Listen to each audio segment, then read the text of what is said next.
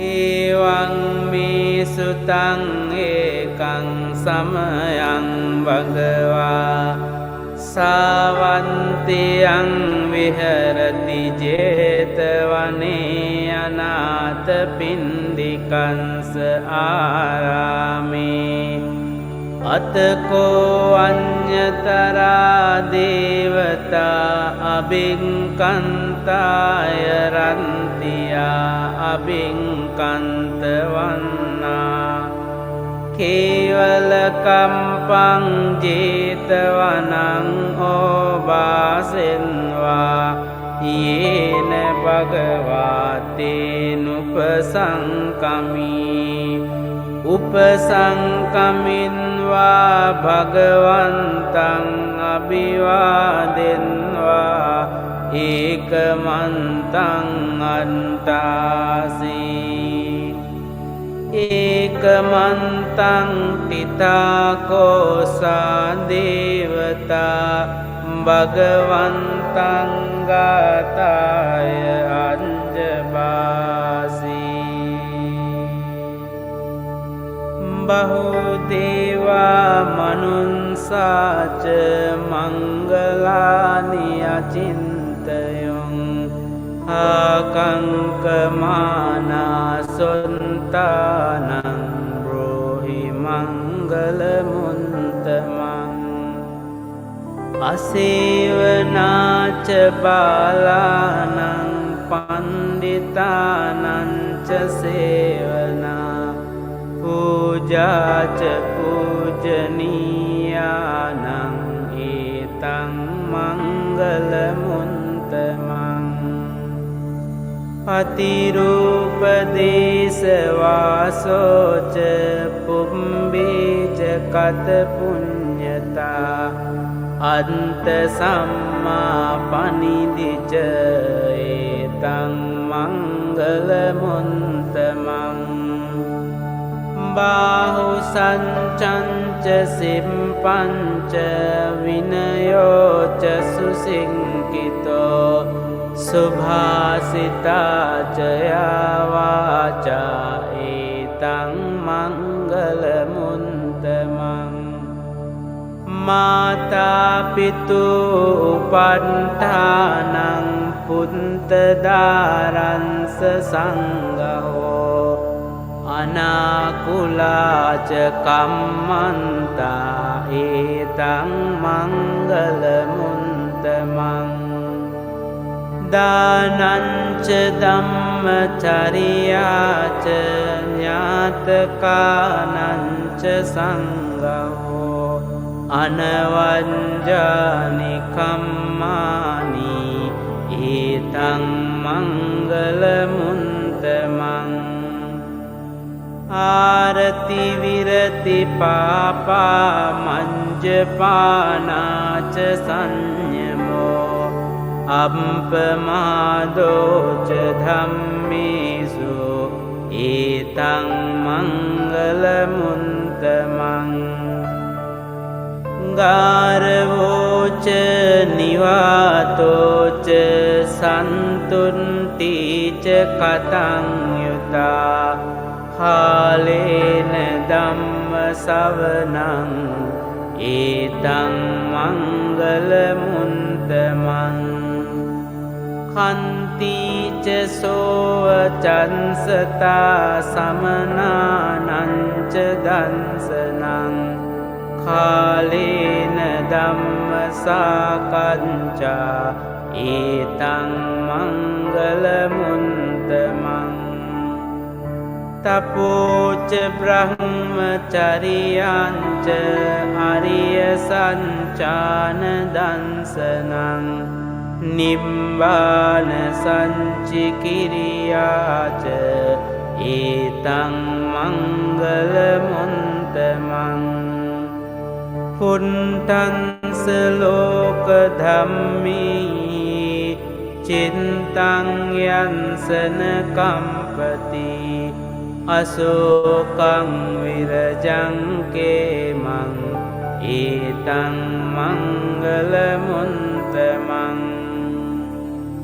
ඒතාදිසානි කන්වාන සම්බන්තමපරාදිතා සම්බන්ත සොන්තිං ගංචන්තිතං තේසං මංගල මුන්තමන්ති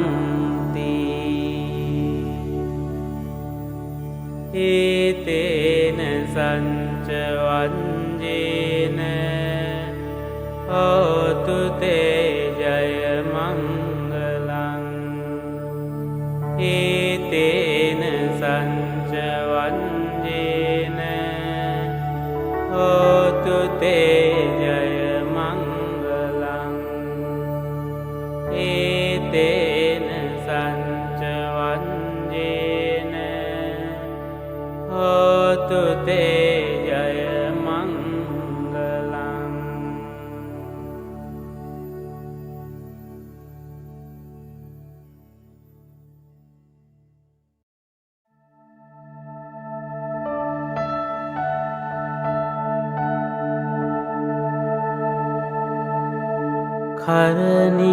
කරණීයමන්ත කුසලේන යන්තං සන්තං පදං අභිසමිංච සක්කෝජෝච සෝජෝච සුවචෝචන්ස මුදෝ අනතිමානි සන්තුන්සකෝච සුභරෝච අම්පකින්චෝච සල්ලහුකවුන්ති සන්තින්ද්‍රියෝච නිපකෝච අම්පගම්බෝකුලේසු අනුනුගින්දෝ නචකුන්දං සමාචරේකින්චි යේන විඤ්ඤූ පරේ උපවදෙයොං සුඛිනෝ වාකේමිනෝ හන්තු සම්බේ සන්තා භවන්තු සුඛිතන්තා ඒකේචිපාන භූතන්ති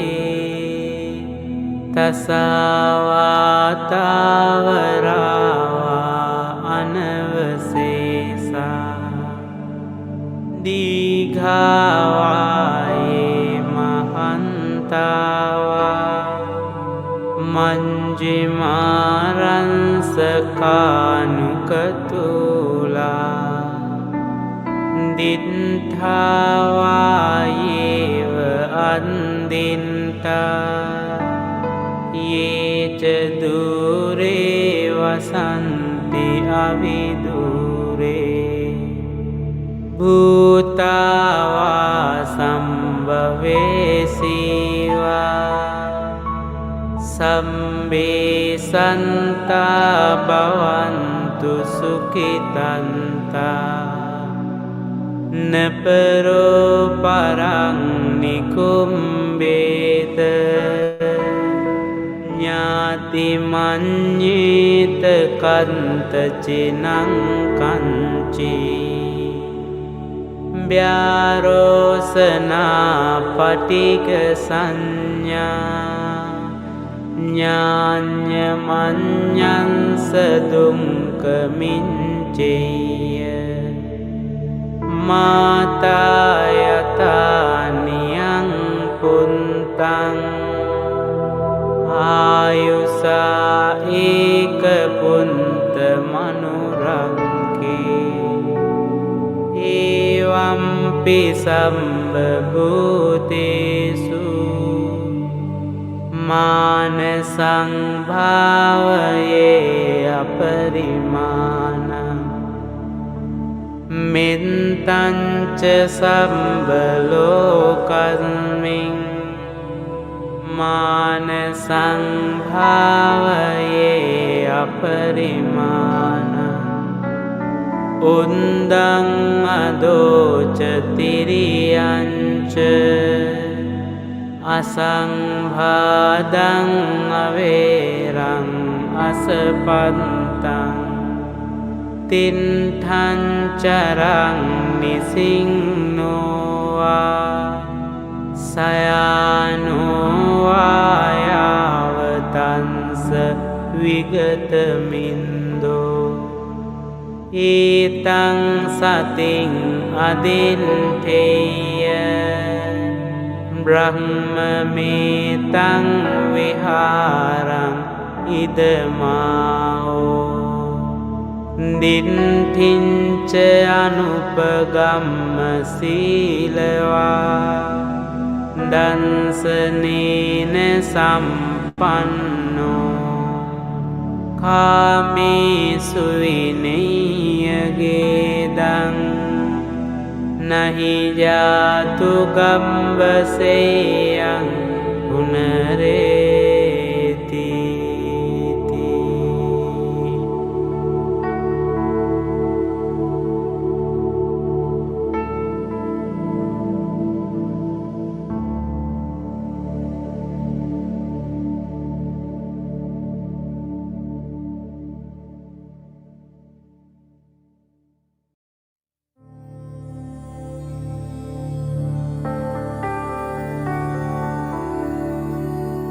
එවං මේ සුතං ඒකං සමයං භගවා සාවන්තියං විහෙරති 제තවනේ අනාථ පින්ඩිකංස ආරාමේ අතකෝ අඤ්ඤතරා දේවතා අබින්කන්තාය රන්තියා අබින්කන්තවන්නා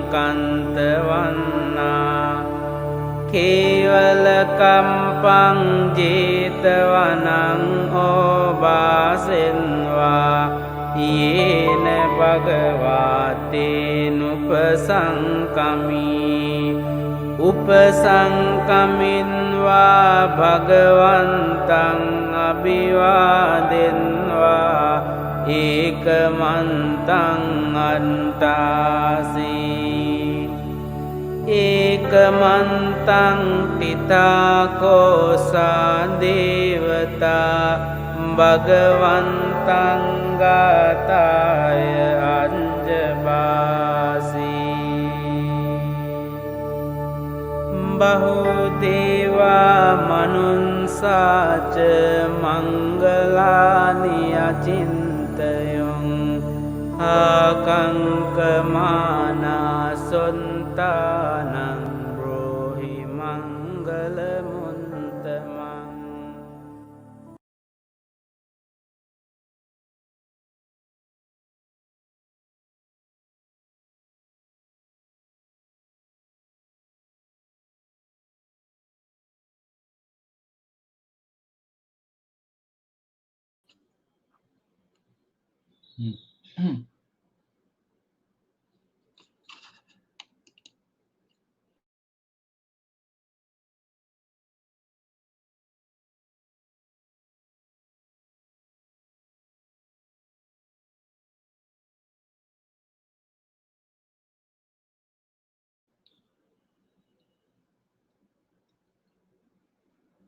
Namo Buddhaya, brothers and sisters in the Dhamma. A very good morning. Good morning to my Dhamma friends who had the lock-in so early, the moment we went live. Well, I must say that this is a very good encouragement to our friends over here, especially those behind the scene preparing for this online. To have clarity, remember to check your own Wi-Fi. Well, Namo Buddhaya, brothers and sisters, welcome to the SJBA 71st online Sunday Buddha Puja service. Sadhu, sadhu to those who have been following us since the many months back. Well, for those who are new, Just to let you know, we have this online Buddha Puja service and followed by the Dharma talk. Welcome our friends who are watching from Klang and our friends from all over the country which log in to our website. Thank you. And you have those of your friends who do not have Facebook, do not know how to go. You also have it on live on YouTube. I beg your pardon. And with that, brothers and sisters, let's prepare ourselves, calm our body and mind, compose our thinking, let go of the thinking of the past and future. Be at the present moment. I shall now hand over to our puja leader, Sister Anne. Over to you, Sister Anne. Thank you, Brother Chuan. Good morning, brothers and sisters in the Dhamma. Namo Buddhaya. Let us begin with our Sunday Buddha Puja. May we invite Brother Jim to make the offerings to the Buddha. Brothers and sisters in the Dhamma, if you have prepared the offerings, you may also light your candles or oil lamps and make your offerings to the Buddha. To the other devotees, let us place our palms together in Anjali and have a calm mind. Namo tassa bhagavato arahato samma sambuddhassa.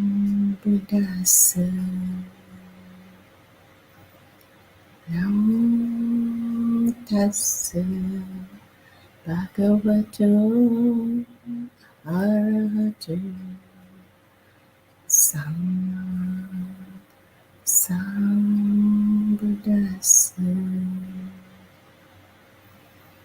Namo tassa bhagavato arahato samma sambuddhassa.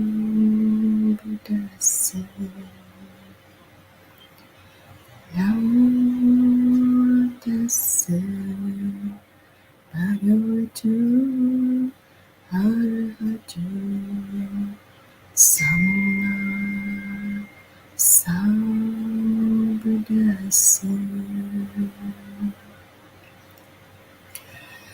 Brothers and sisters in the Dhamma, let us pay homage to the Triple Gem.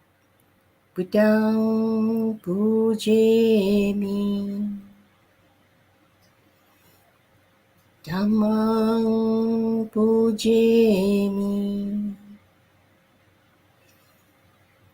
Sanghang pujemi.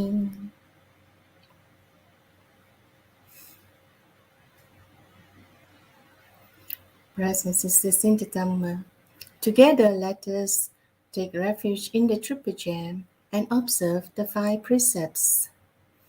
Namo tassa bhagavato arahato samma sambuddhassa.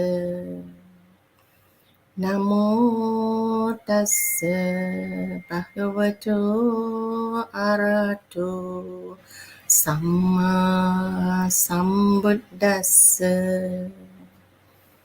Namo tassa bhagavato arahato samma sambuddhassa.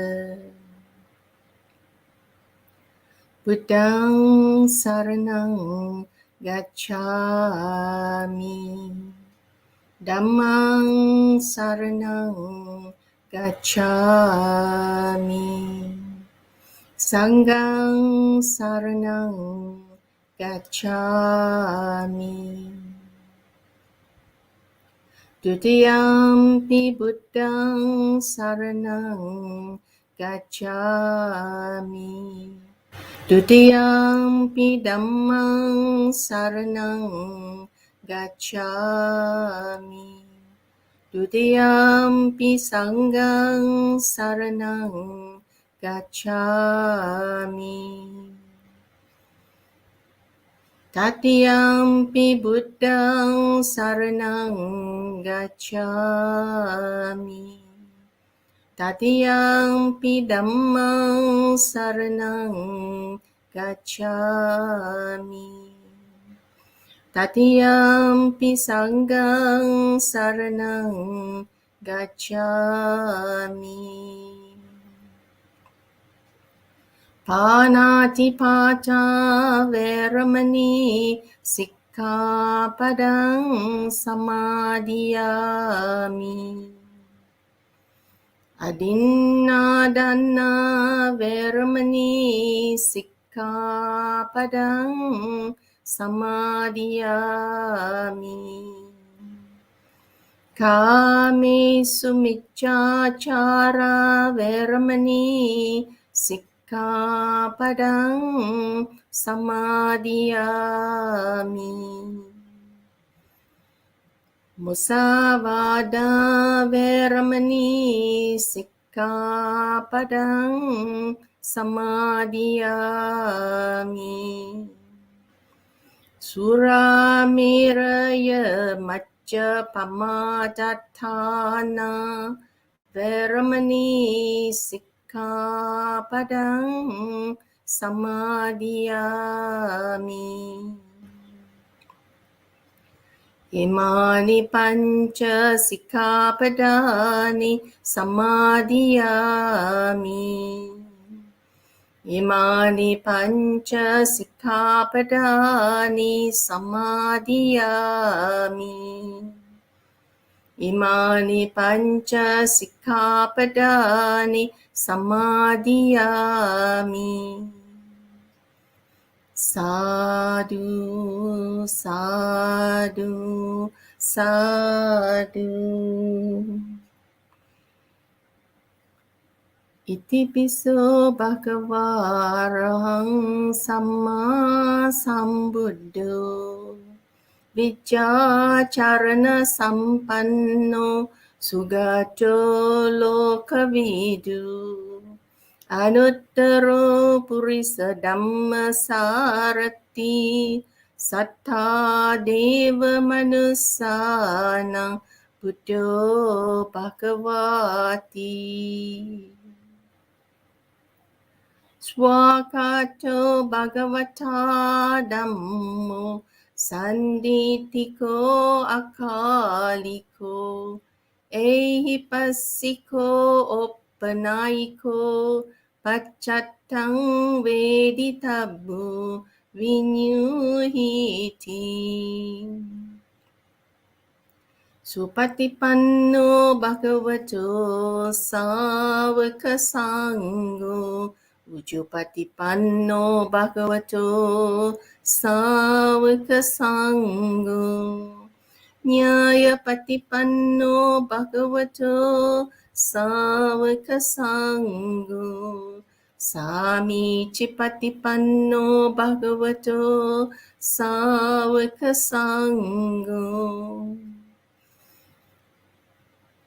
Yadidang cattari purisa yugani atta purisa pukkala Esa bhagavato savaka sangho Ahuneyo pahuneyo dakineyo anjali karaniyo Anuttarang punyaketang lokasati.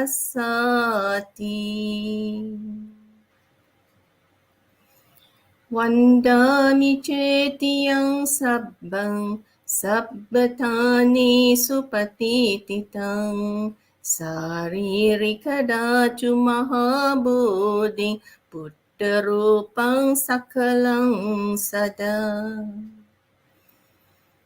Yassa mule nisinnova sabbari vijayang aka patto sabbanyo tang satta vande tang bodhipadapang. Ime ete mahabodhi lokanatena pujita Ahampite namassami bodhiraja namatute. Ganasarapaditena dipena tamadansinah Tilokadipang sambuddhang pujayami tamonudang Ganda sambara yuttena dupenahang sugandina Pujaye pujaniyang tang puja bhajana muttamang Vannaganda gunopetang etang kusuma santating Pujayami munindassa siripada sararuhe Pujemi buddhang kusumena nena punyena mitena cha hotu mokkang Puppang milayati yatha idang me kayo tathayati vinassa bhavang Adivasettu no bante paniyang parikapitang anukampang upadaya patigan hatu muttamang Kayena vacha cittena pamadena maya katang Acayang kamame bante buripanya tathagata Kayena vacha cittena pamadena maya katang Acayang kamames dhamma sanditika akalika Kayena vacha cittena pamadena maya katang Acayang kamame sangha supatipanna anuttara Sadhu, sadhu, sadhu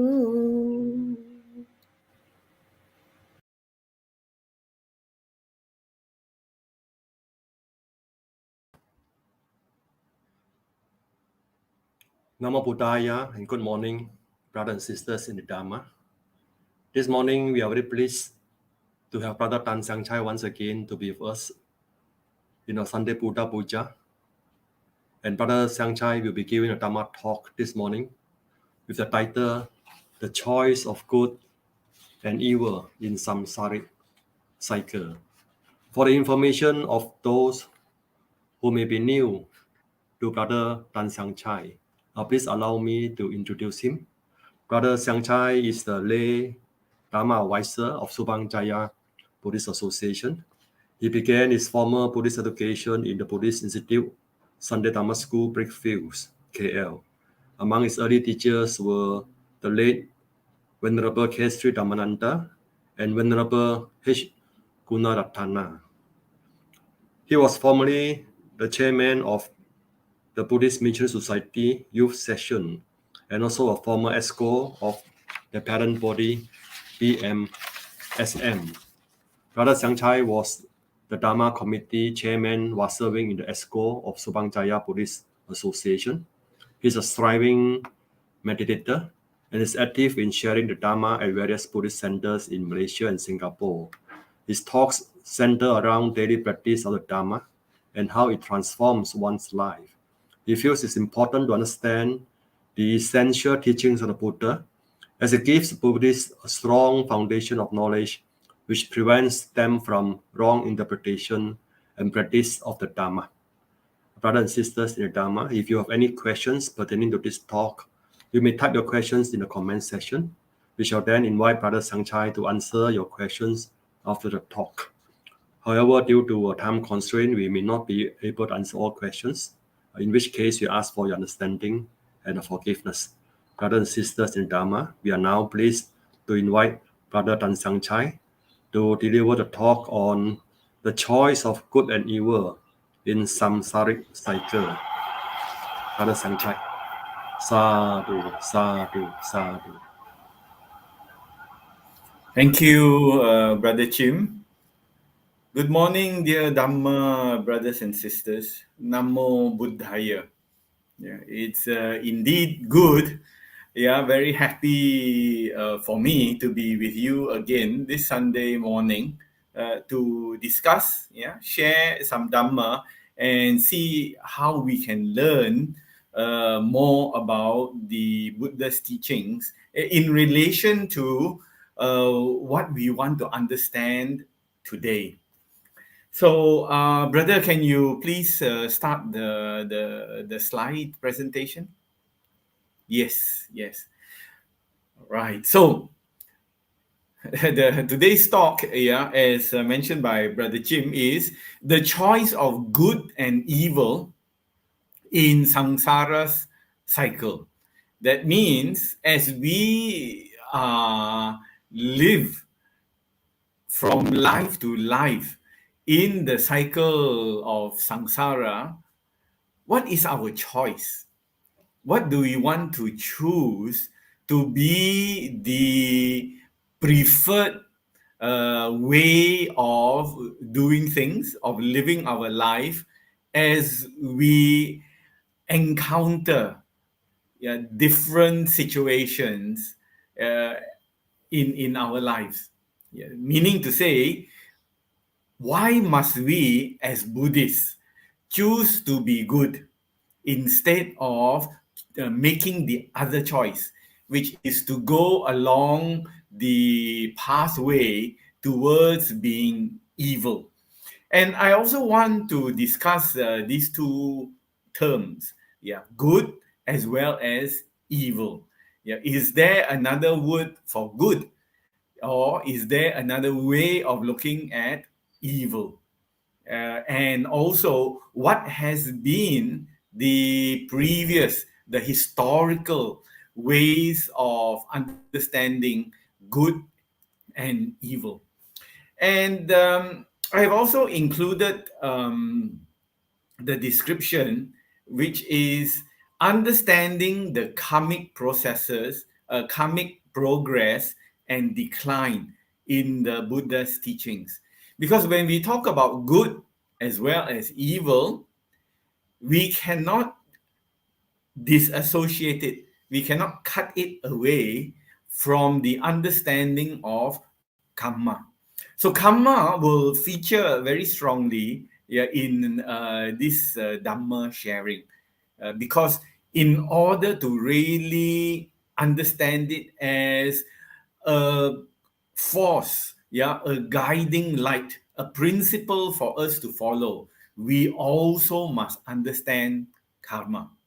We cannot just put good and evil on one side and study it and discuss it, and then karma on the other side as a separate topic to talk about and to study. Both of these must come together in a meaningful, in a very satisfying discussion. So, which is why I have put in this smaller description, so that we can combine our understanding and get a fuller picture, a more meaningful picture of what it is to either be good or to either be evil.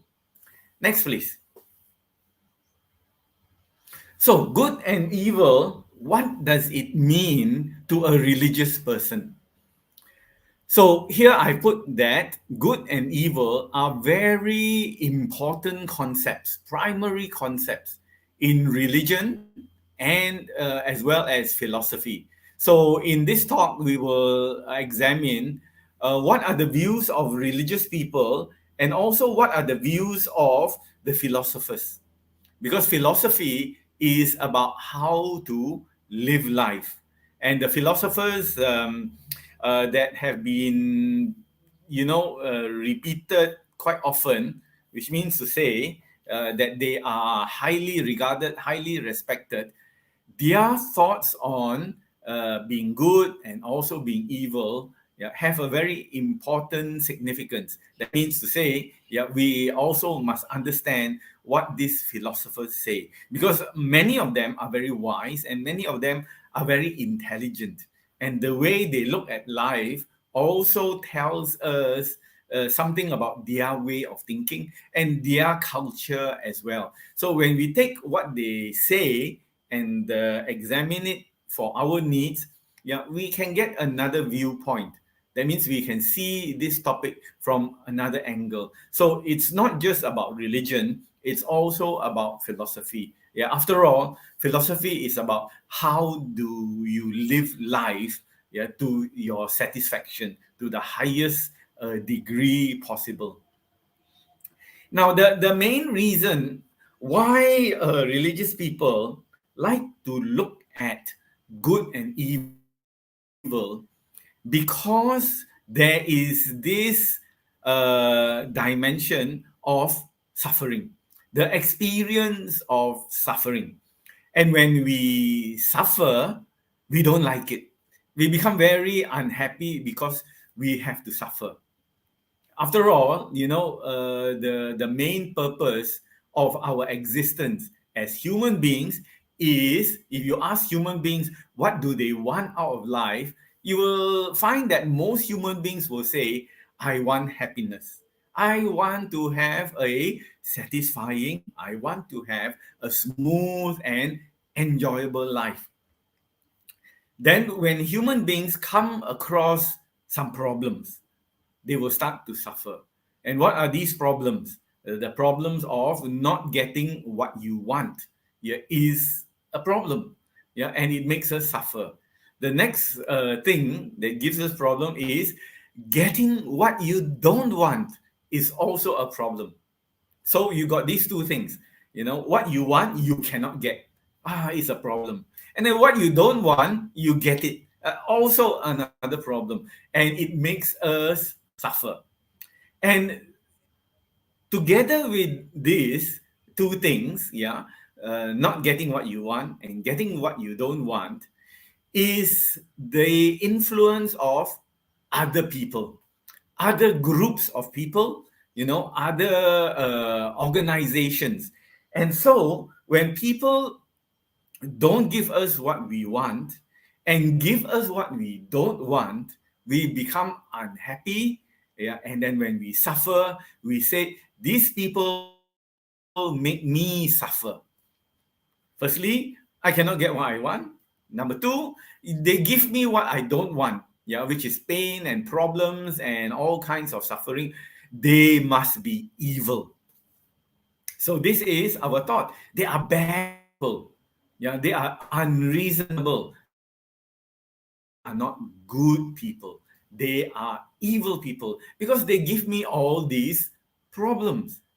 And when you take a look at war, when human beings are involved in war, they start to kill each other. Because that's what you do when you fight. You want to kill the other person. You don't just want to defeat them, because in order to defeat them, you have to hurt them. And very frequently, when you hurt them, you will also kill them.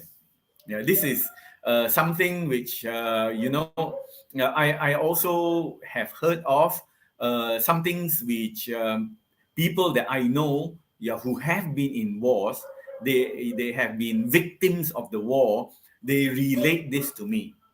And that is, when I was teaching in the university, I had students who were very lucky because they could escape the war in their home country. Where they were living, people were fighting and killing each other, and then they were bombing each other, they were shooting each other, a very, very dangerous situation. And that is because the groups of people, maybe two groups, maybe more than two groups, they cannot agree with each other. And because they cannot agree with each other, they see the other person as being the enemy. If you agree with me, you are my friend. If you don't agree with me, you must be my enemy. That is frequently, very often, how human beings think. They always think that you must agree with me. When you agree with me, we can get along together. We can live together. But if you don't agree with me, if you don't see life the same way as I see it, then you are not my friend. On top of that, if you are not my friend, you are my enemy, and I will try to hurt you. I will try to kill you. So when that happens, the group that is being attacked will look at the attacking group, these people who got more guns, more bombs, and they are more aggressive. We will say these are the evil people. These are the really bad people. Why do they want to hurt others? So when we experience suffering, very frequently we will turn to religion for some sort of answer, because religion is supposed to give us some answers about life. Why is life like this? So we turn towards the religious people and we ask them, why am I suffering like this? I don't want to suffer. After all, why do I live on this earth just to suffer? Give me a hard time, a suffering time. So this is the question that has been very much connected with religion, especially in the theistic religions. Now we examine what religions say, so that we can understand the different points of view. In the theistic religion, meaning to say the religions that believe in a creator God, that is the first cause. There is a very powerful being that created the entire universe. We call those religions theistic, because they are connected to the idea of a creator God. The source of happiness and sometimes suffering is attributed, is due to that powerful supreme being. That being will give us happiness as well as suffering, but not always so. Different religions have different ways of looking at things. There are some that says the creator is responsible for happiness, and there is another being, some other powerful force that is responsible for suffering. So happiness is from one powerful being, suffering is from another powerful being.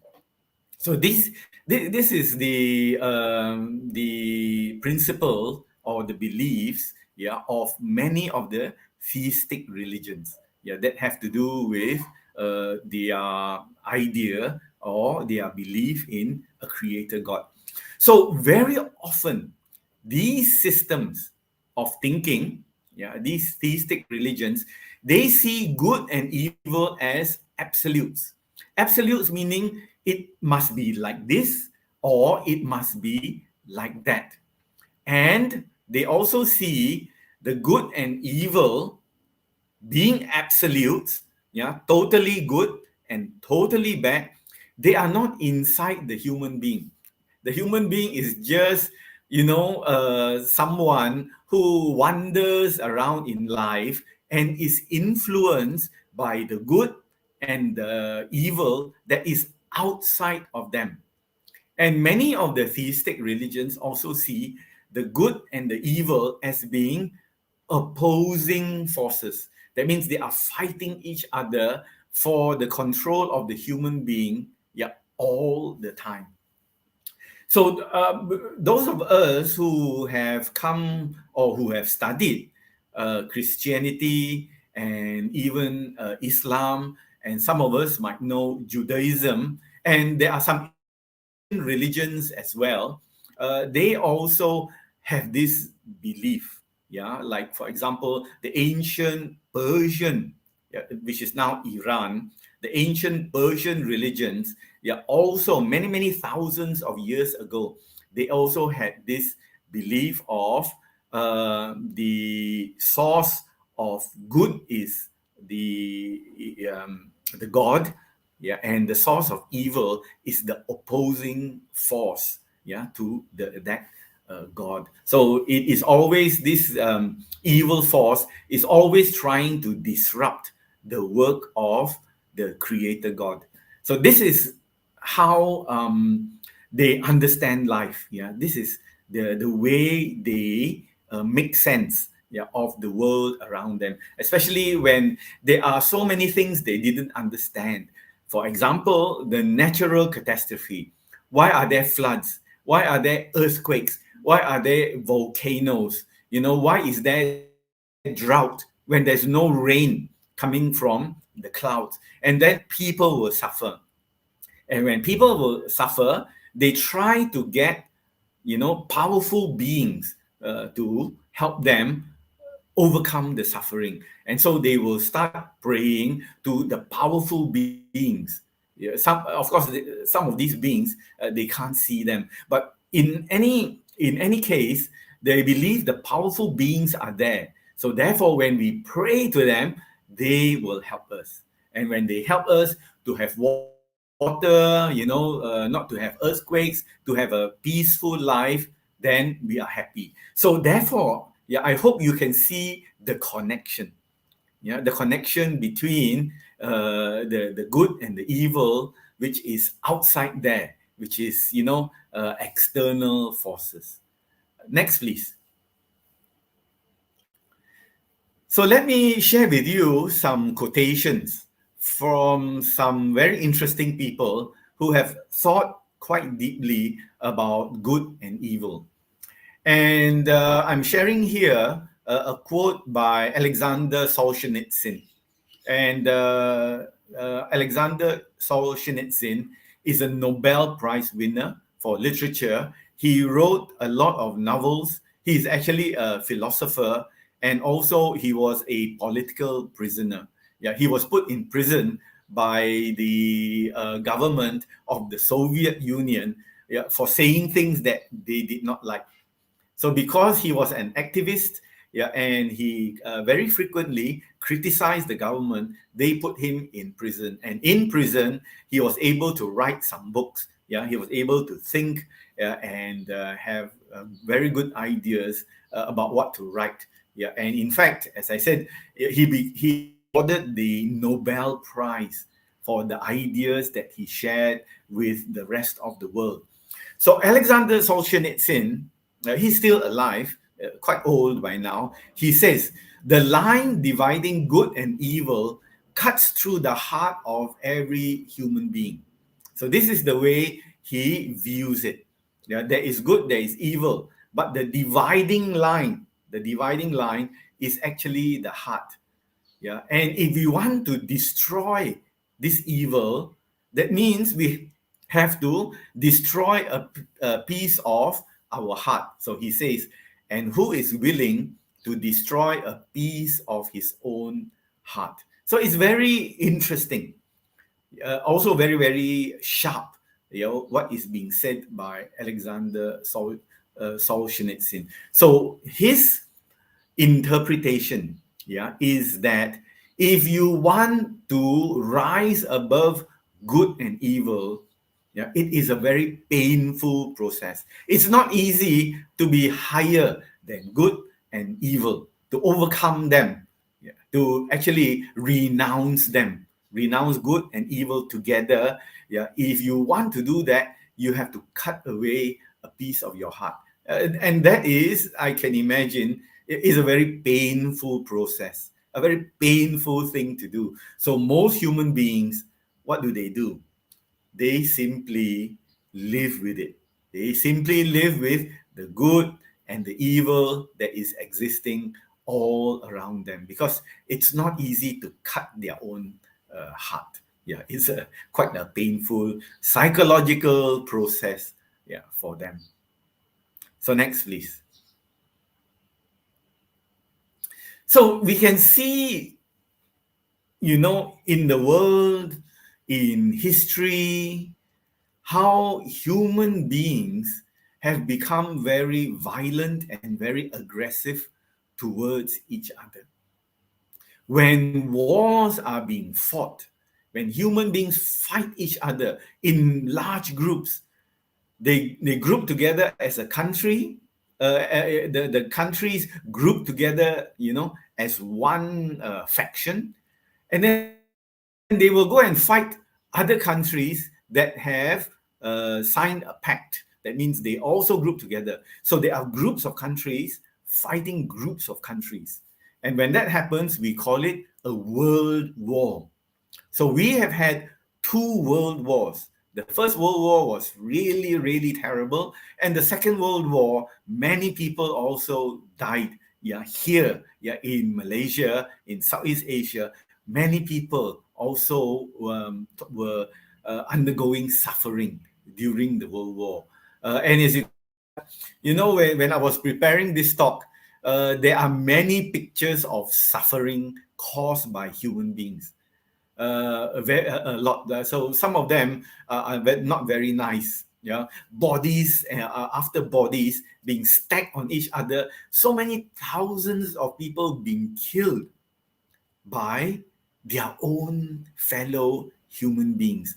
Human beings can kill their own fellow human beings by the thousands, not just by the thousands, by the millions as well.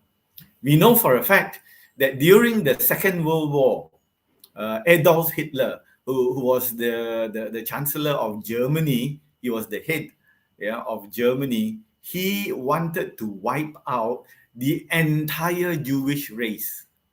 One whole race of people, he wanted to wipe them out. But he killed a lot of them. He killed 6 million of them. And there were people who were willing to follow him, who believed in what he said, to get rid of the Jewish people as a race. So there was a lot of anger in this man, in Adolf Hitler. He hated this race of people, and he wanted to wipe every single one of them out from this earth. He didn't want even one Jew to be alive. Imagine that kind of anger and hatred towards this race of people. So he succeeded in, as I said, killing 6 million of them. 6 million. One human being. Of course, he had lots of supporters and friends. When he started it, he wanted to kill all, but he only succeeded in killing 6 million of them. But when you look around the world, even today, there is so much anger and there is so much violence against others whom they cannot understand, whom they feel they cannot get along with. So they will go and commit acts of violence against these people. So this is something which sometimes we cannot understand. We as Buddhists also cannot understand why people will want to pick up weapons to go and destroy other people, because it is not in our teachings. In Buddhism, and I shall talk about it later, we have not had a holy war in the name of Buddhism. Sure, there have been Buddhists killing others, but they didn't do it as a religion, as a religious group. They did it as cultural group. They are not happy with others, but they did not get together as a religious group to go and harm and kill others. So there has been all these evil, we can call it evil, being happening in the world. And we have to think, what is the mind of the person? What controls the person to be able to harm people like that? And then the other question that arises is, can I do these type of things or not? And many of us will say, no, I cannot. I am a very peaceful person. There is no way I will do these things that you are showing to me. But are you sure? Are you sure?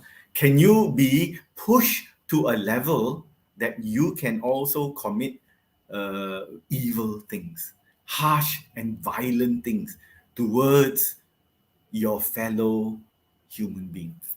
This is something which we must discuss. Yeah, and it's not so much as picking up weapons and killing each other. Sometimes we are also aggressive to each other with our words, with our not aggressive actions, but also through certain actions that try to ignore the other person, try to provoke the other person. That can happen, and I see it happen in different groups and different organizations as well. So what is the potential in us? Can it also happen with us? We must think about that. So we must know the working of evil, the working of the unwholesome states in our mind that will be translated to action. Yeah, action. We can see action. We can see people talking as well. We hear people talking. But are there any actions to it? As I said, most of us are very peace-loving people. We follow the law. So most of us think, I don't do these things. So that is very good. But we have to understand how these things happen so that we can avoid it. Yeah, so that we can manage it, control it, in ourselves. Next, please. So on another European philosopher, Immanuel Kant, he is very famous. I mean, if you study philosophy and you study Western, you will have to study or have to read the works of Immanuel Kant. Kant, he's called, his surname is Kant, and he was a German philosopher. And his idea is very simple. The world lieth in evil. Yeah, through his experience, through his life, he says the whole world lies in evil. That means everybody that he has met, they have some kind of evil tendencies in them. Is that true? Can you agree with Immanuel Kant? The way he looks at the world, that he says everybody has some kind of evil in them, and therefore, they do not make him, did not make him positive or optimistic about the nature of the world. So that's Immanuel Kant. I also came across certain Chinese and Asian philosophers.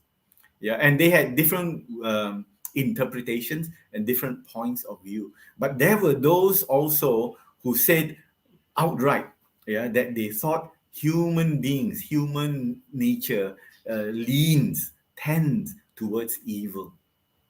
And I will discuss them in this talk. Today, I will introduce the ideas of good and evil. Then I will talk more about the evil part, the unwholesome part. And I think there might be another 2 more talks. It depends on how much I have to share. And then we have a better understanding. Now, my dear brothers and sisters, I would like to make this point, and it is very important to us as Buddhists and the Buddha's teachings. We can study, we can read, we can discuss, but at the end of the day, we need to put it into practice. Buddhism or the Buddha's teachings is like learning how to swim. You can enroll for a swimming class. You go to the swimming club and say, I want to pay the teacher to learn how to swim. And then you can send your kids also to learn how to swim. But what is the purpose of these classes?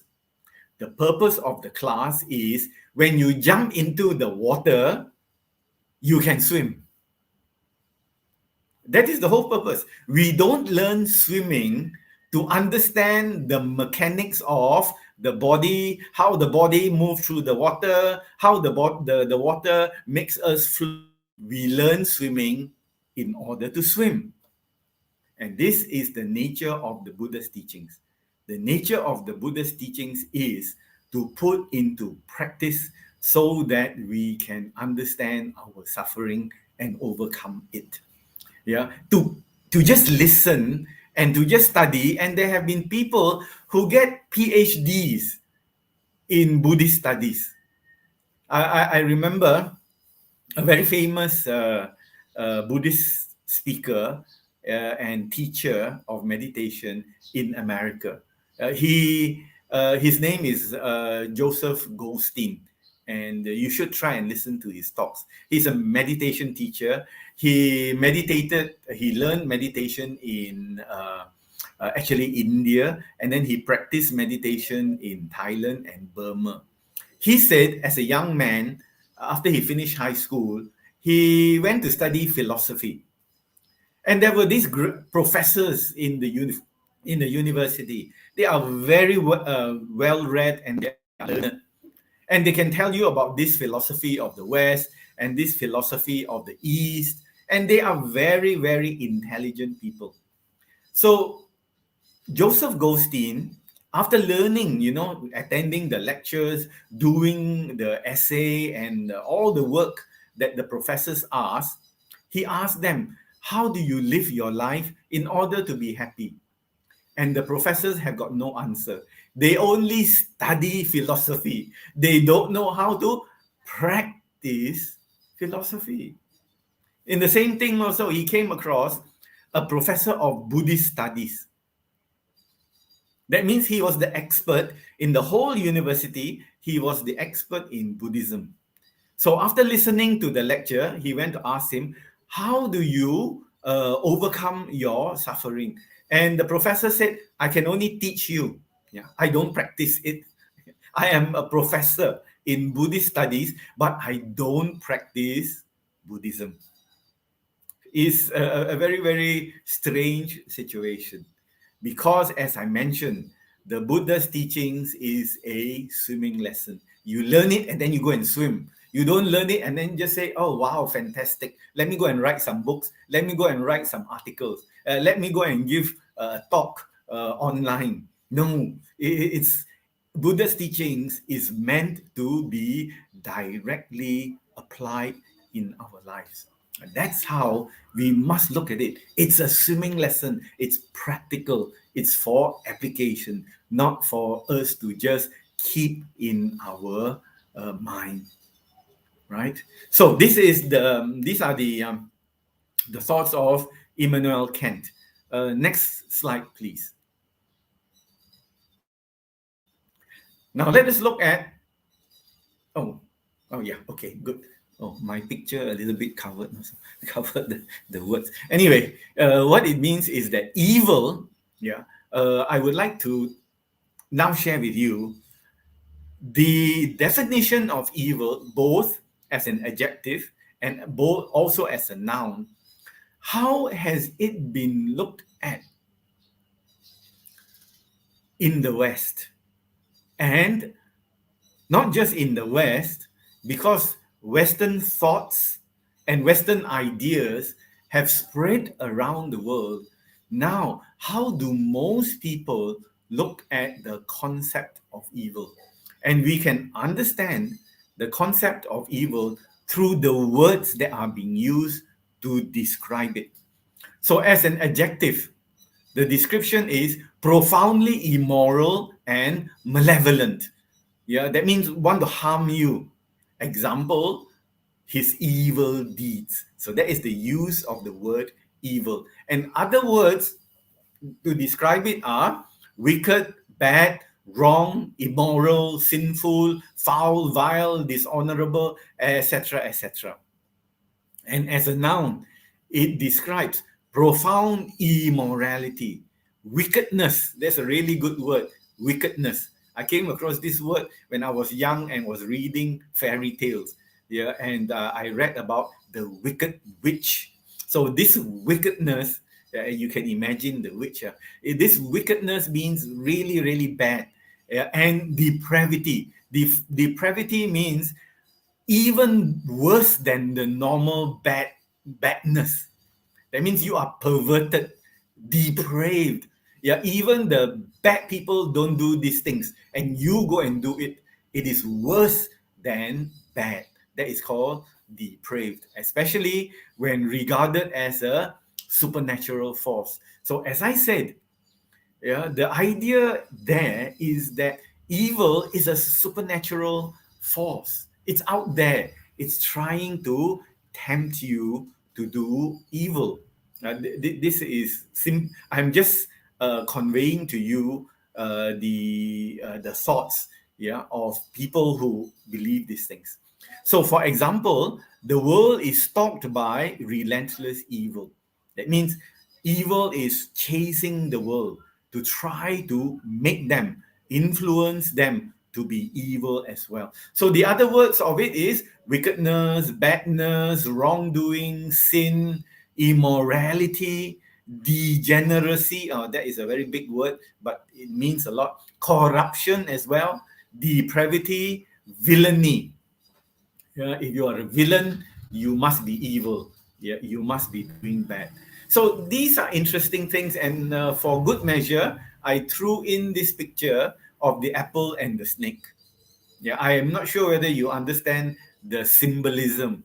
Yeah, because in the theistic religions, especially the Abrahamic religions, the religions that take the teachings of Abraham as their source, they said that in the Garden of Eden, the tempter is the snake.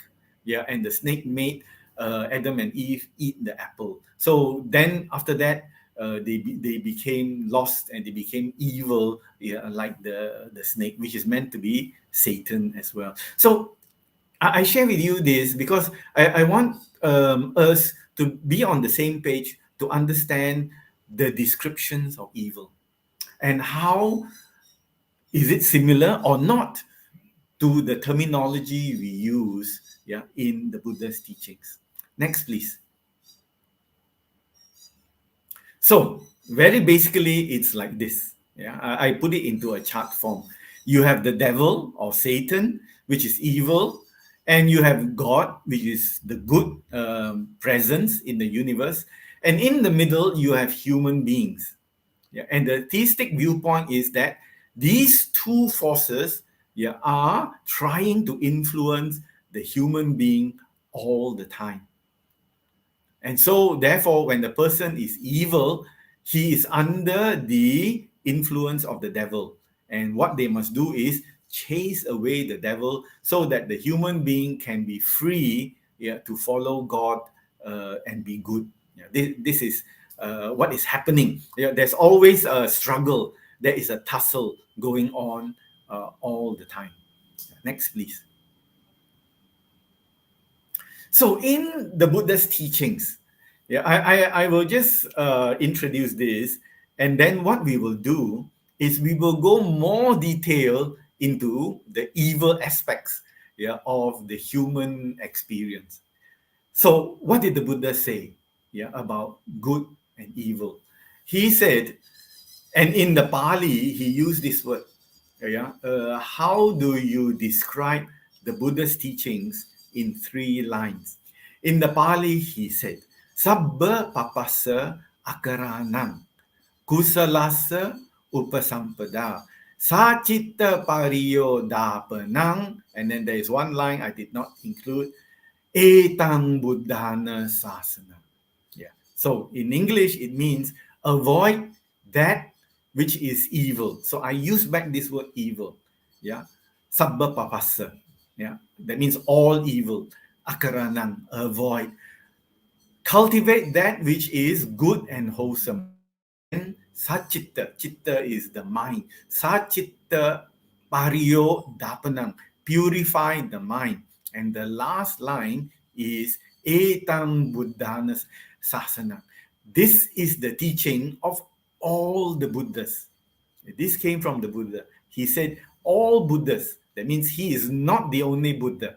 Every Buddha that appears in the universe, not necessarily on earth, that appears will teach the same thing. Buddhas will not differ, have a different teaching. When the Buddhas appear, they see the same nature of the universe. Because the nature of the Buddha is to discover, to understand. And what they discover, they will teach to the rest of the living beings. So basically, what it means is, the Buddha said, avoid that which is not good. Sabba pasa akaranang, meaning that which is not skillful. But I use back this word evil so that you can easily understand it. Avoid that which is not good and do that which is good. And then you must purify the mind. So as Buddhists, if you want to learn how to swim as a Buddhist, what do? These three things. If you miss anyone out, you are not swimming. Maybe you are just floating on the water, but you are not going from one place to another place. You have to do all three. Then you can say, I am practicing the Buddha's teachings. So you avoid that which is not good. And why is it not good? We will take a look at that as well. Avoid evil, cultivate the good, and purify the mind. Always remember that. It is a tripod. When a photographer takes pictures, he will put up a tripod, then put his camera on top. It is 3 legs. So when you take one leg away, what happens to the camera? Boom, it will fall on the ground. You need all 3 in order to practice the Buddha's teachings. Of course, some people, they have their own interpretation, but I have here the Buddha's words from the Pali Canon. So the Buddha, what did he teach? The Buddha did not accept that good and evil are external absolutes. That means it just exists as a force externally. Now, it's quite easy to understand that good and evil are outside there and they are trying to influence you. The Buddha taught a more rational and more accurate version of existence. He taught that good and evil arise from the, here is an important word, intentional. That means you have intention, you really want to do it. Choices made by individual human beings, not just human beings, other living beings as well, with evil influenced by existing unwholesome mental roots. So what it means that evil, we have the roots, and those roots are in our mind. And when we want to do something, we may or may not be influenced by these unwholesome mental roots. What are the unwholesome mental roots? We will take a look at them in a short while. So as a teacher, the way the Buddha explains this, you can tell it's different from other teachings. As a teacher, the Buddha was more concerned with the how. This is what I was trying to explain and connect the Buddha's teachings with learning how to swim. I use this analogy because I loved swimming when I was young. I was swimming almost every day, right? So I can understand swimming. So the Buddha was concerned with how to do it rather than why you want to do it. It doesn't mean that the Buddha did not explain why, but his main emphasis, if we take a look at the Buddha's teachings, it's all about practice. So the Buddha did not come to introduce a philosophy.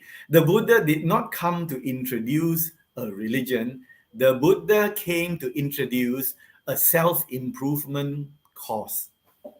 So you can see, if you really take a look at the teachings and how the teachings are presented, the Buddha wanted us to improve ourselves, self-improvement, so that we can be happy, overcome the suffering, and not be attached to our evil tendencies so much.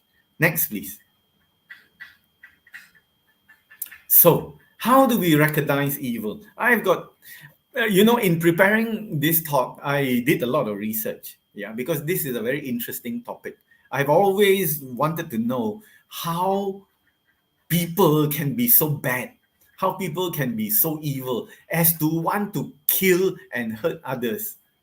Because when I take a look at it, I cannot kill and hurt others in the same way.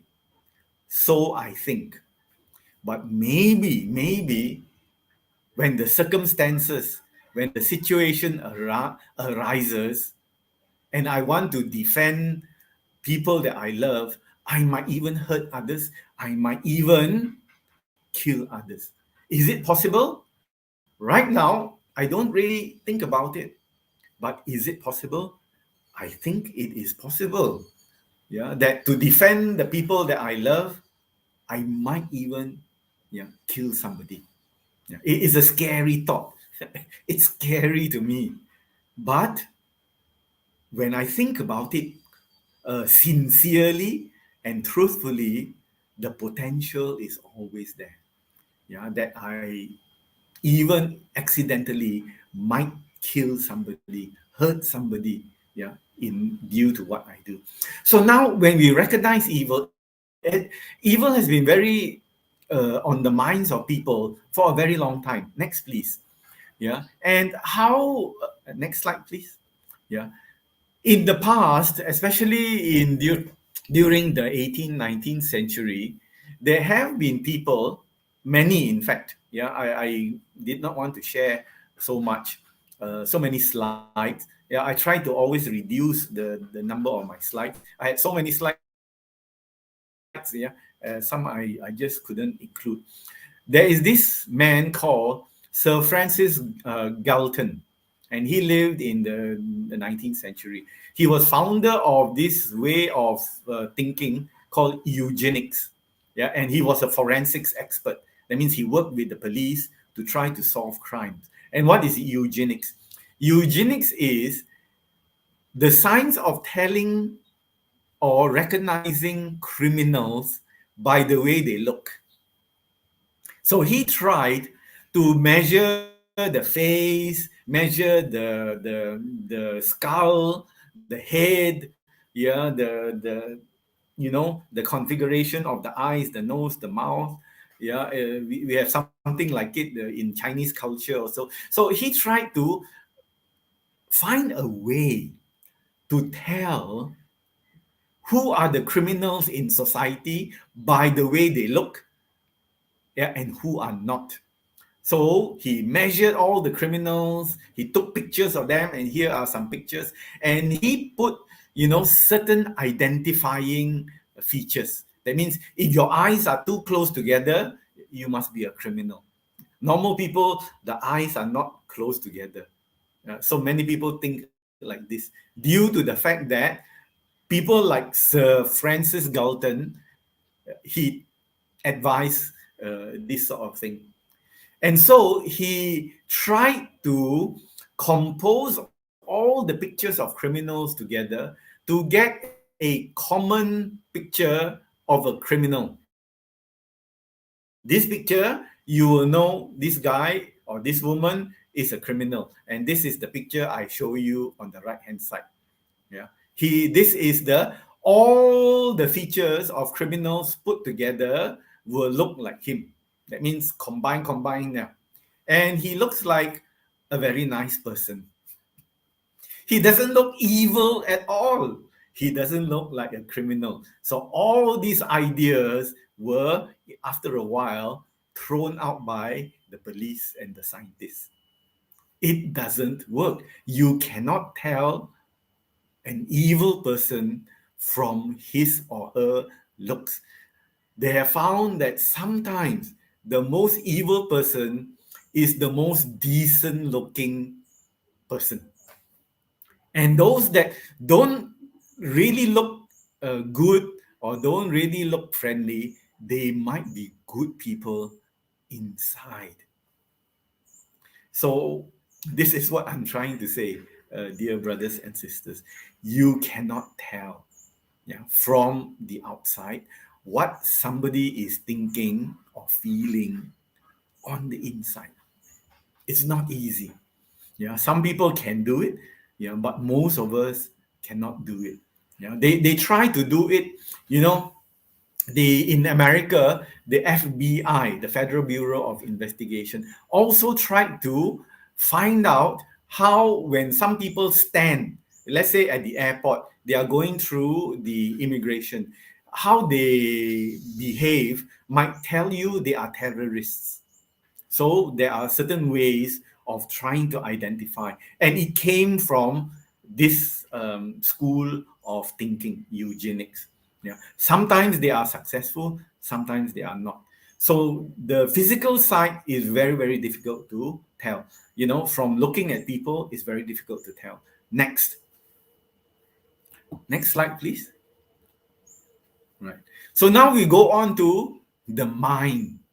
So I have looked at the mind of criminals, and I came across the discussion on the lust murderer. That means this person killed the person that he liked or was attracted to or lusted after. When this person liked, he attacked, and there was a case of usually there is a case of rape as well. But here you can see they studied many cases, and they came to a conclusion. These forensics people, and the police, they came to some kind of conclusion that the characteristics of murders, lust murder, they attack, and then after that they kill the poor woman. They belongs to organized and disorganized. And the organized killer is usually educated. That means he's a planner. He plans the killing. And the disorganized one is usually not educated. They attack, and then they want to kill, they will kill. And there are many other characteristics, and you can see them here, right? I'm not going to go into detailed discussion, but there are certain psychological characteristics that if you study closely, you can see a pattern arising from their behavior. Certainly not from the way they look, because some of these criminals look very, very decent. And it's not possible. It is only through tracking them, using psychological, the mental profiling, then only you can understand who they are and the influences, what motivates them to attack people, the women, and then kill them. Next, please. So, the words have run a little bit. This is my latest edition.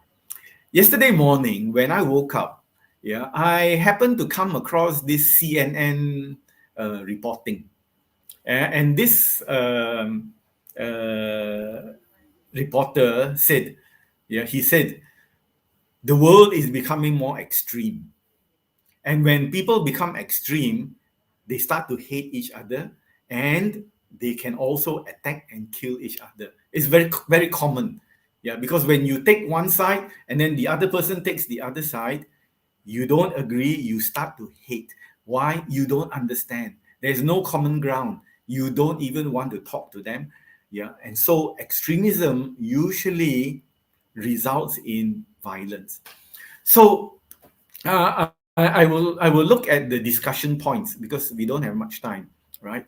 The discussion points that looks at the growth of extremism is that there is an assumption that people with different social identities, that means to say they are of a different race, have different ideological beliefs.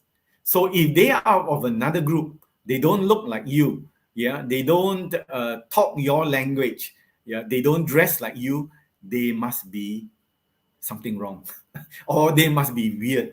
They cannot be trusted because you don't behave like me, you don't look like me, you don't talk like me, you don't dress like me. I am suspicious of you. That is the beginning of extremism. Extremists also try to downgrade humanity and individuality. These are the very common points. That means when one extremist look at other people, they don't see the human side of those other people. And they take away their individuality. They only see somebody different. Yeah, and that is very dangerous. So we should not do that. You know, in my previous series, I was trying to promote the 4 Brahma Viharas, how we should see commonness and have love and compassion towards others. But the extremists, obviously, they don't attend my talks. They don't have the same way of looking at other people. So also there is the growth of authoritarian leaders. That means they become that means they only want their ideas. They are not open to a flexible system of government. So authoritarians are influenced by both negative and positive messages spread in the media. Yeah, and negative messages may be that they are under threat. So, which means to say, those people that can become extremists, where they are influenced by what they hear a lot, yeah, in the newspapers, in the social media, in the TV reporting. So, when the TV reporting says you are under threat, and we can see that happening in the US now. You know, one group, political group, keeps telling people you are under threat. These others that don't look like you, that don't dress like you, are threatening your way of life. And so they feel very, very unhappy. They feel very, very stressed and pressurized. So this is how it happens. So the people that are often threatened by, what they also said is that if you start spreading positive messages, this group of people also will start believing your positive message. And that is why in America, they voted for Barack Obama. Barack Obama is a black man. But when the positive messages came from Barack Obama, let's do something new, let's rebuild the country, many people believed him. So if there is a lot of negative messages, these people will also tend to be influenced. So the messages of the media are very important. What we say to the leaders, say to these people are very important indeed, so that we can cut off extremism, right? And these people, they are often threatened by the rapid change in society. That means they see society changing. You know, society was like this, was like that. And now society is not like when I was growing up. They feel very unhappy about that. So they become extremists. Yeah. And it goes on. And so, and it says here also in this program, social media, you know, the internet, yeah, and what we read as social media, what we absorb as social media has contributed strongly, yeah, right? Because we absorb each other's views. Like, for example, WhatsApp, you know, I share with you or my friends share with me, and then both of us get angry, right? So it can be very dangerous. All these messages that we don't think, what are the effects? We simply share them. It can be very dangerous and lead to extremist views. Yeah. So this was very interesting. And when I listened to it, I was thinking, I must share this, yeah, with my dear Dhamma friends during this talk. You can still see it on CNN. Yeah, if you go to the website. Next, please. So here is a woman, and she was a fighter for women's rights. Yeah, because during her time in the 18th century, women didn't have rights. But she said something very interesting. No man chooses evil because it is evil. He only mistakes it for happiness, the good he seeks. So people choose to do wrong things because they think it is right. It is very strange. They think that wrong thing is the right thing to do. They never think, I want to do wrong so that it is wrong, so that I have more wrong in the world. They never think that. This lady, very, very clever, intelligent lady, said people will choose the wrong thing because they think it is right. And therein is the danger. That's the danger, yeah, of whatever happens as evil in the world. Next, please. So, as a Buddhist, how do we understand good and evil together with the effects of karma? Yeah, this is, as I said, inseparable. Because when you do good, the Buddha teaches us the result will be good. When you do bad, the result will be bad. And we will experience the results. And if we do bad and the result is bad, very frequently the person who suffers will do more bad things. And he will down and down and down in the spheres of existence. So that's why we need wisdom, yeah, in our life. Next, please. Yeah, next slide. So good and evil in the Buddha's teachings are like this. We have what is called succarita.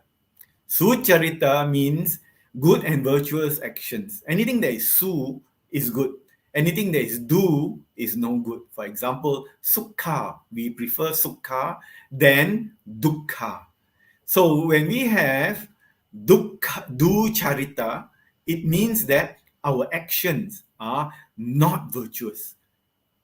They are bad. So please be aware that I am not using the word evil. In Buddhism, in the Buddha's teachings, there's a slightly different view. It is not like extreme, absolute good and bad. It is that good and bad are inside us all the time until you become enlightened, like an arahant or a Buddha. The arahants are those, and Buddhas are arahants, yeah, are those that have gotten rid of all their bad and unwholesome tendencies. So, succarita, its good and virtuous actions, result in what is called kusala karma. Kusala karma is the karma that brings us good results. Ducharita, the bad and unvirtuous, unwise, not good actions will bring us akusala karma. So for this talk, I try to focus on akusala karma. So here it is explained. Kusala and akusala are actually impartial. It is not belonging to one supernatural force and another supernatural force. They are just conditions which arise in the mind, producing results in the mind first, yeah, because we think I'm going to do this bad thing, or we think I'm going to do this good thing, and then it produces some results, and then from the mind we carry it out as external actions, easy to see. What is inside the mind is not easy to see. So kusala can be translated as intelligent, skillful, contented, beneficial, good, or that which removes affliction, suffering. Akusala, on the other hand, is defined in the opposite way as unintelligent, unskillful, detrimental, or that which produces more affliction, more problems, more trouble, more suffering. So this is the way we see it. We see it as, what do you do to have less suffering? Yeah, and it's good. What do you do to have more suffering? And that is bad. So this is the nature of how the Buddha taught us, yeah, in his great swimming lesson. Next, please. We don't have much time, so I will end early. But let me show you this slide. So you have intention. Intention is very important. Yeah. If you have the intention and you carry it out, then you produce karma. So once karmic progress, remember the first slide I showed you, I talked about progress or decline, is based on one's actions and not on external forces. What happens to us, yeah, is our own responsibility, comes from us. We produce the thought, there must be an intention, and then we do it, then we got to pay for it, or we are rewarded in some way. So progress means we live more in ease and comfort. That means we are like now. Yeah, we have done kusala karma, good karma. So we can eat, we can do whatever we want. We are not worried about bombs and bullets thrown our way. We are not.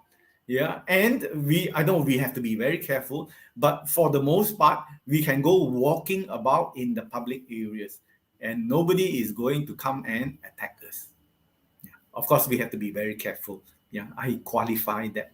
There are certain times of the day you don't go to certain places in the city. Then you're asking for trouble. But if you know it's safe, then you go and do whatever you want to do and nobody is going to harm you. And if somebody threatens you, you can go and get the police to control them. So progress in karma results in ease and comfort. We are not worried about any. Of course, the pandemic has disturbed us quite a lot. But the wholesome results, we call those kusala karma. And we can live comfortably, happily with our family and our friends. Yeah, we can see them and we can talk to them and we can enjoy their company.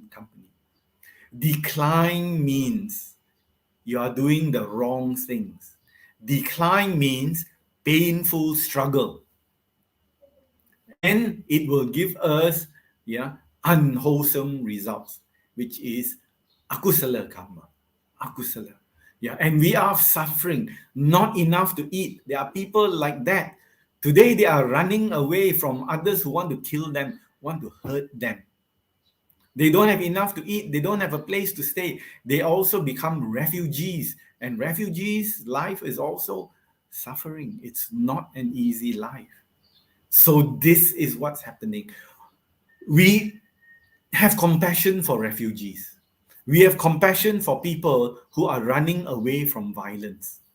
And then we think, why is this happening to them? If we understand karma, it becomes clear. Yeah, they have not done good things. They have done unwholesome things. Neither have they purified the mind. So therefore, they have to live a painful life, a struggling life, due to the fact that they are living with akusala karma. Who is responsible? They are responsible. If we are comfortable and having a life of ease, who is responsible? We are responsible. So we must understand this. It's different from outside forces, coming in to our lives. Next, please. And I have to end. Yeah. So these are the places that all of us actually, all beings can be born. These are the 31 planes of existence. And we can be born anywhere according to our kusala and akusala karma. If we have kusala, that means we are born in the blue area. Human world and above, you are here. We are in the human world. If we have akusala karma, we can still be born in the human world, but suffering.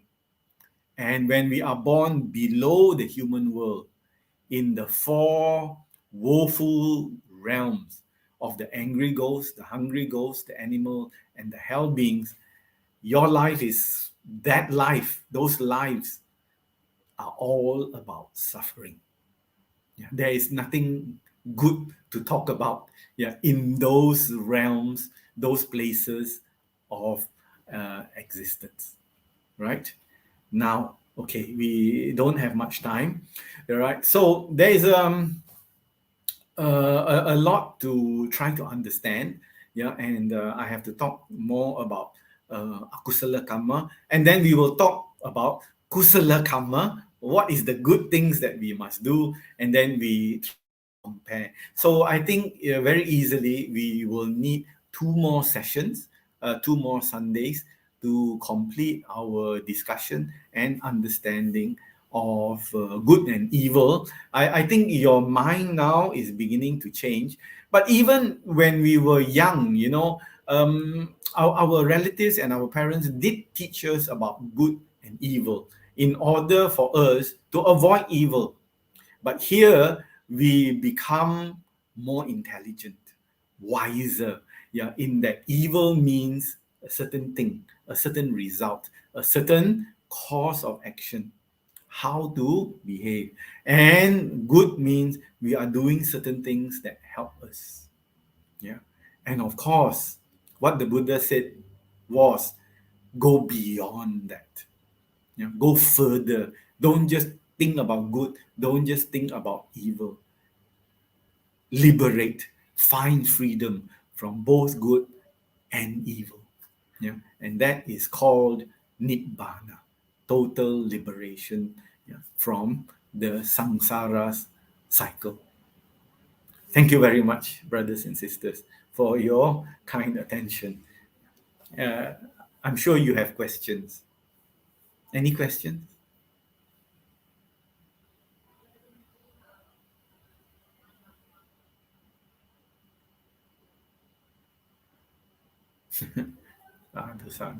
Sadhu. Thank you very much, Brother Xiangchai, for the very interesting, very profound, very insightful, and also mentally enriching Dhamma talk this morning. That give us a good understanding of how suffering arises from by not getting what we want, or alternatively not or getting what we don't want, conditioned by the evils arising in the world, and how we can overcome all this by internalizing the Buddha teaching, just like a swimming lesson in our life. We noticed that the Brother Xiangchai still got many more slides to talk about. To continue this Yes. in another talk.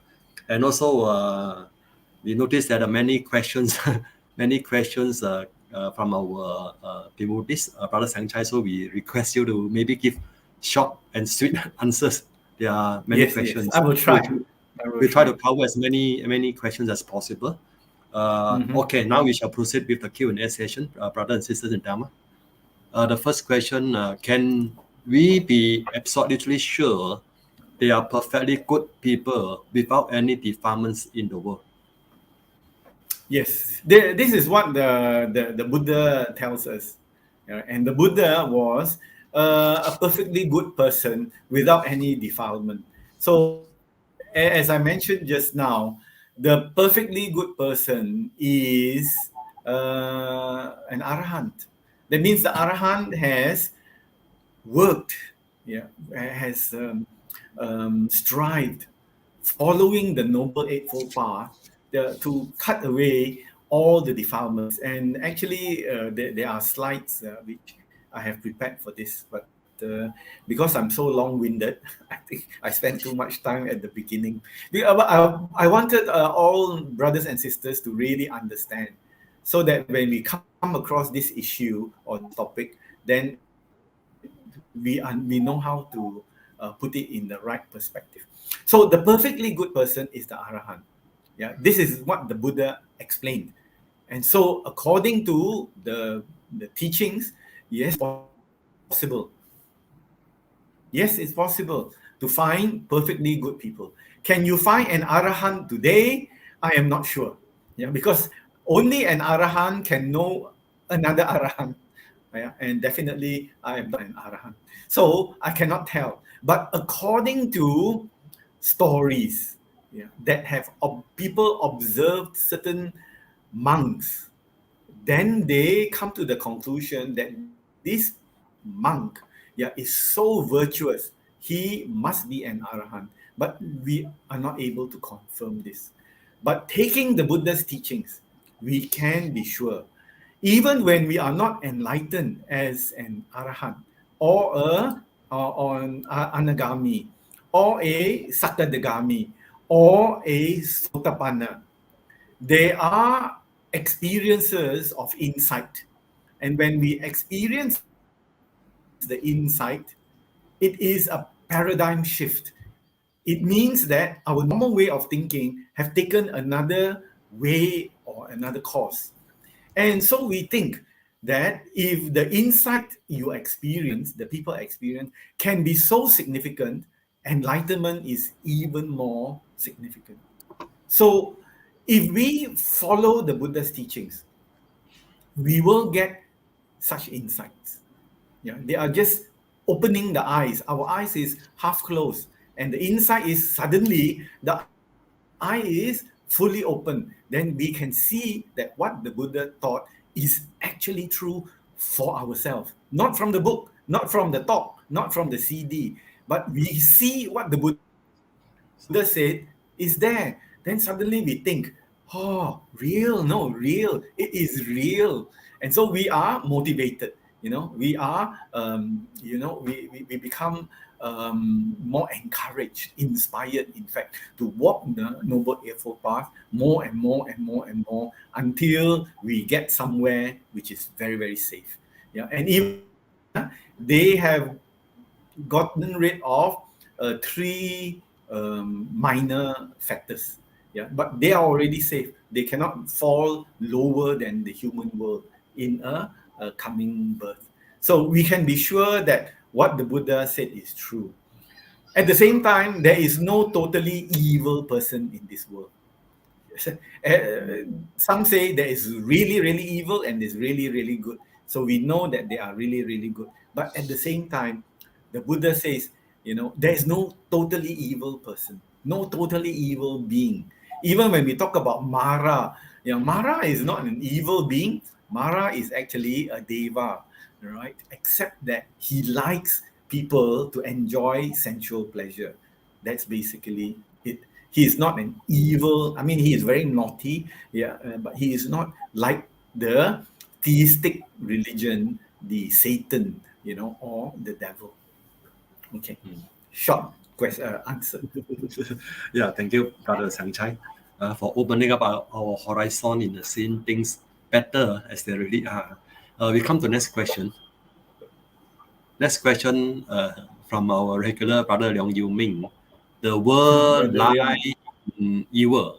Is this evil created by society, or is it the innate nature of one to be evil?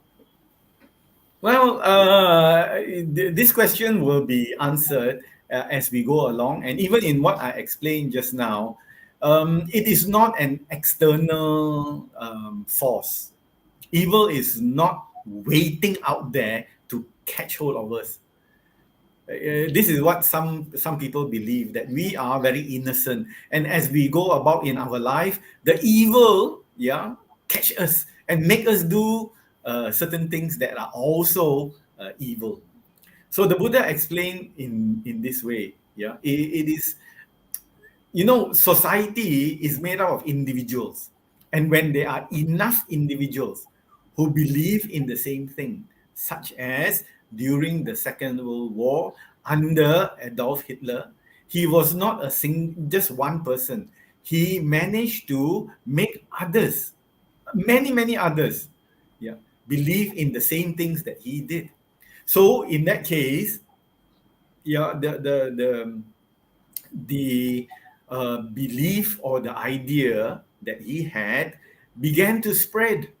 And those people who were like-minded, they were thinking like him, they subscribed, they also grasped his ideas. And they went and did all those terrible things in the name of Adolf Hitler, whom they call the Führer, the Führer, right? So when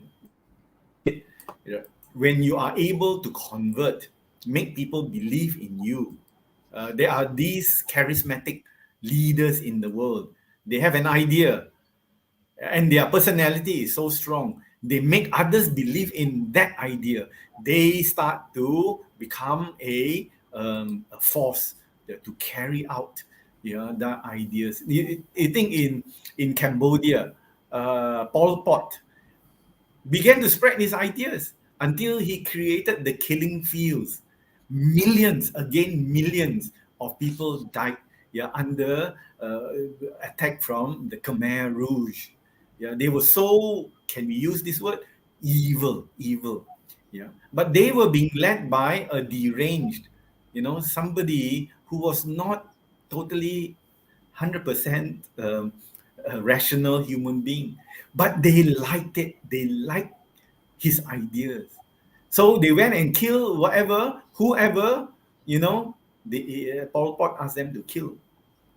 So when you go there now, you cannot believe it, that one group of human beings can kill so many others of their own race. It's not another race, not another group. Their own people, they also kill. And some monks also were killed. Some nuns also were killed, I believe, right? When they didn't want to do what this Khmer Rouge asked them to do, they also killed them. So it was terrible. So human beings, you can see, are capable. One, influence others.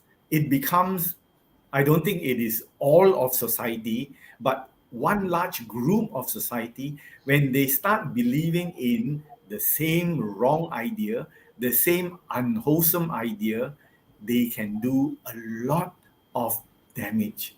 They become extremists, and they see the others as not belonging to their group, therefore they are dangerous. So I must kill them. I must get rid of them. Either they comply to what I want, or I get rid of them. So this is the danger of the human mind. When there is no wisdom, when there is no understanding of karma, there are altogether a set of wrong beliefs. So when you subscribe to these wrong beliefs, you can really go off track.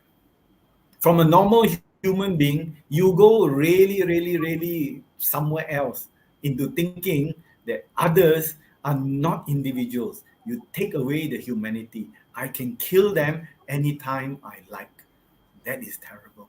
So it is not created, actually, evil is not created by society. I, like the Buddha, believe, I tend to understand it in something there in our minds. We still have that root. Either it is quiet or it is active, that root. Active means we go out and really do something bad. But there are times when this root is very quiet. It is there. It is dormant. But when the circumstances and the conditions are right, this defilement come up again and start to influence others, us, the human being, right, into doing more and more wrong things, unwholesome things. And this is what gets us going down and down and down, the different realms of samsara. Thank you, Brother Sanchai, for a very good answer to a good question. There are a few more questions, but I think due to time constraint, we have one more last question There was a question from this brother Chan, W. Chan from KCPA. It's actually very good. But I think brother Sangchai has already answered his questions. Comparing Mara with Satan, Mara in Buddhism with Satan in other religion. All right. So we come to this the last question by E.T. Yeah. What good for one eyes might not be good in other eyes. As Buddhists, how can we find a balance dealing with this? Oh, yeah. Actually, Mara is not the Satan. Other people will say Mara is Satan. Yeah, but actually he is not. He is not the embodiment. He is not the absolute of evil.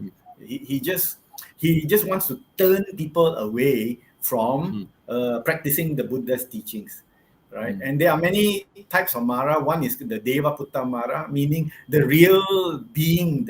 He's a Deva, That's why the Buddha called him Deva Putta Mara. Deva Putta. That means he is a Deva prince. Yeah. So he is quite comfortable, but he likes to disturb others. That is the nature. So coming to this question, what is good for one might not be good for another. You can always agree in this way. What gives you suffering is not good. What takes away suffering is good. I think all thinking human beings will agree on it. Which human being wants to suffer? Yeah, which human being don't want to live in ease and comfort? All human beings wants to have a happy life. Nobody wakes up in the morning and says, oh, today is a good day to suffer. Let me go and suffer. There's no human being thinking like that. So therefore, we as understanding this, we do those things that are right for us to not suffer or even suffer less. Suffer less. Let us not multiply our suffering in this world. So in this way, there is a yardstick or there is a measurement that all of us can agree on. So this is why we take 5 precepts. The 5 precepts is to lessen our suffering and other people's suffering. Okay, can we understand? If we go and kill, number 1, we create suffering for other people. Number 2, that act of killing will give us suffering in the future. The whole of the Buddha system is like this. So he tells us, as I said again, it's a swimming lesson. You first learn how to float. When you don't float, you cannot learn how to swim. So you observe 5 precepts. If you don't observe 5 precepts, it's like you cannot float. You start to sink into the water. Habislah, kau tinggal, kau I mean, there's nothing you can do. But if you observe the 5 precepts, you are at least floating, right? You don't sink and drown in the water. So these are things which are common to everybody. We can see that there is commonness. Of course, we can say sometimes you like to eat bak kut teh and I like to eat char kway teow.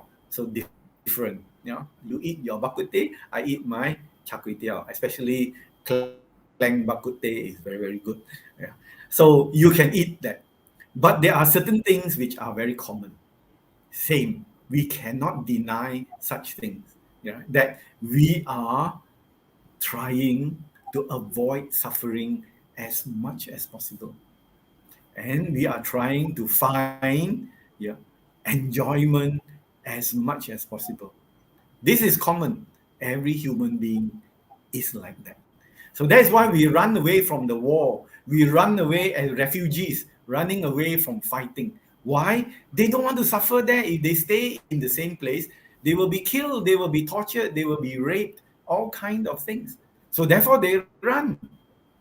Will a normal human being stay there and say, never mind, I enjoy being tortured? No human being will say that. So that is the common thing. Therefore, the balance, the really good way of seeing it, is the wise way of seeing it, is that we try and reduce suffering wherever we find suffering. So that is metta and karuna, kindness and compassion. Short answer. Yeah, sadhu, sadhu, sadhu. We can see that there are a few more questions, but due to time constraint, I think we have to stop here. We ask for, we apologize and ask for the forgiveness from those who asked those questions. We take this opportunity to thank Brother Sangchai for the very interesting, very informative, very profound, and very mentally and spiritually enriching talk this morning. And also the very beautiful and enlightening answers to the good questions from our devotees. Sadhu, sadhu, sadhu.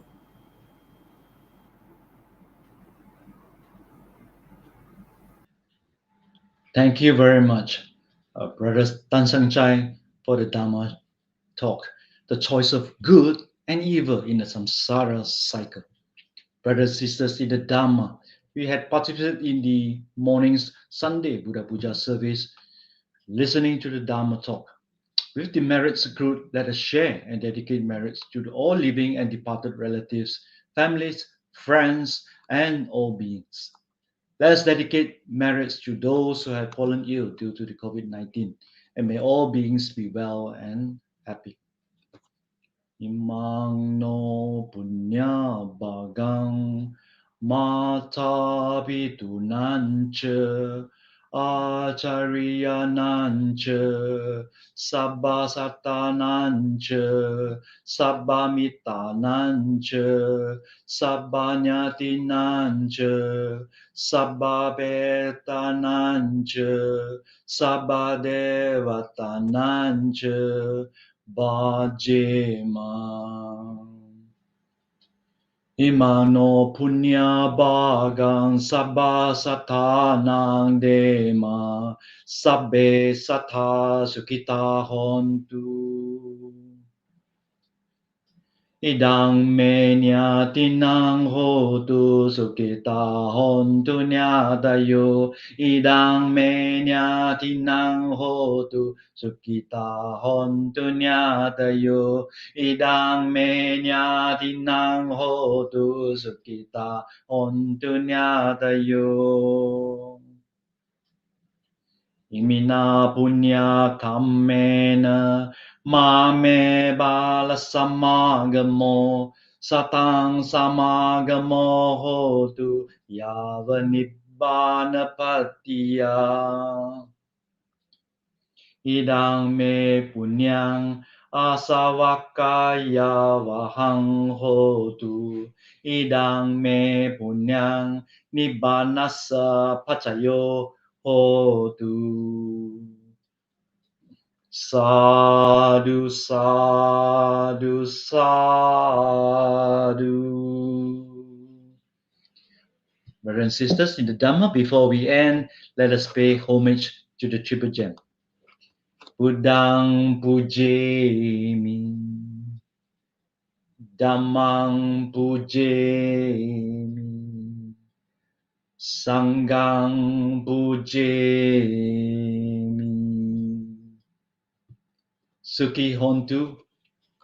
To all devotees, thank you very much for participating. And thank you again to those who joined us for the morning Buddha Puja service, right immediately after we went on live and listening to this beautiful Dharma talk. And most important, the sharing of merits to all beings, to all our friends and all departed relatives and friends. And we have come to an end to this 71st online Buddha Puja service, and we will continue next week, Sunday, 12 December, the same time. Thank you very much for those who have participated in the comment box. Send us the likes, love, and various responses. We just appreciate that very much. And remember to refer to the Facebook, SJB Facebook, or your society's Facebook for information. Continue to stay safe, stay cautious. May you and family be safe, well and happy and peaceful always. Sukhi hontu, goodbye. Sabbe Sata Sukita hontu.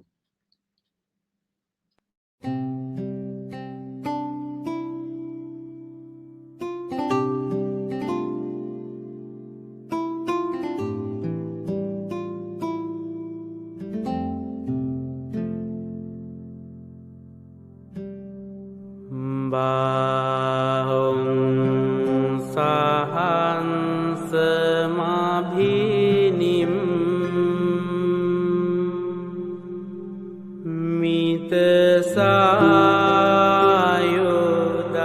mitesayudantang ngirimi kelang uditegora sasene marang dana di dhamma vidina jitwa munindo tang ti